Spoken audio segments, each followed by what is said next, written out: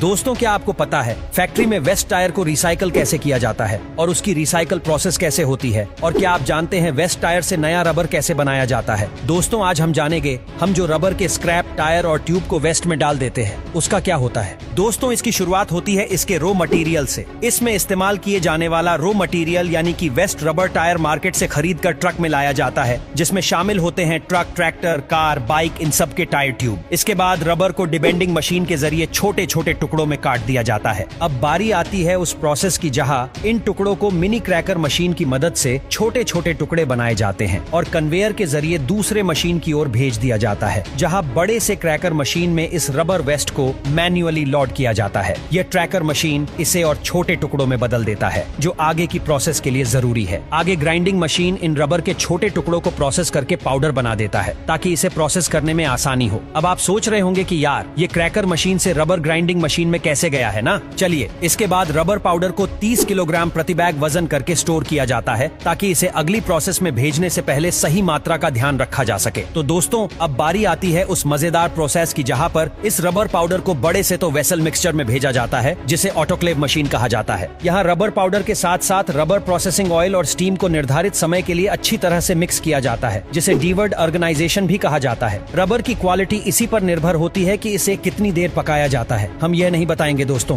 क्योंकि यही तो कंपनी का ट्रेड सीक्रेट है। यस, बाद में इसे बाहर निकालकर सीधा कन्वेयर के जरिए रिफाइनरी मशीन में भेज दिया जाता है। दोस्तों, ये मशीन रबर के इस मिक्सचर को एक पतली चादर जैसा बना देती है। ये बिल्कुल ऐसा लगता है कि जैसे कोई कपड़ा बन रहा हो, है ना? मजेदार। पर ऐसा क्यों बनाते हैं? तो दोस्तों, अब क्या है ना कि इस रबर को ऑटोक्लेव मशीन में प्रोसेस करने के बाद रबर प्रोसेसिंग ऑयल और स्टीम इसके मॉलिक्यूल को एक दूसरे से अलग रखती है। तो यह प्री फाइंड मशीन इसके सारे मिश्रण को प्रेस करके रबर को साथ में जोड़कर चादर बना लेता है। लेकिन दोस्तों, अभी हमारा ये रबर पूरी तरह से रिसाइकल नहीं हुआ है। अभी बारी है इसकी एक और मजेदार प्रोसेस की। जी हाँ, अब बारी आती है नूडल्स को बनाने की। अरे यार, चौक मत जाना दोस्तों, ये प्रोसेस का नाम है स्टेनर, जहाँ पर रबर की चादर को सीधा एक बड़ी जालीदार डाई में से एक्सक्लूड किया जाता है, जहाँ से नूडल्स के आकार से रबर निकल के आता है। ऐसा करने से इस रबर के मॉलिक्यूल अच्छी तरह से मिक्स हो जाते हैं। साथ ही इम्प्योरिटीज को क्लीन कर दिया जाता है, ताकि इसे किसी भी फॉर्म में ढालने में आसानी होती है। और फाइनली इस नूडल्स को यानी कि रबर नूडल्स को फिर से रबर की चादर बनाने के लिए कन्वेयर की मदद से रिफाइनरी मशीन में भेजा जाता है। अब यहाँ भी रबर की परत को एक रोल में इकट्ठा करते हैं और बाद में इसे कट करके बाहर निकाल लिया जाता है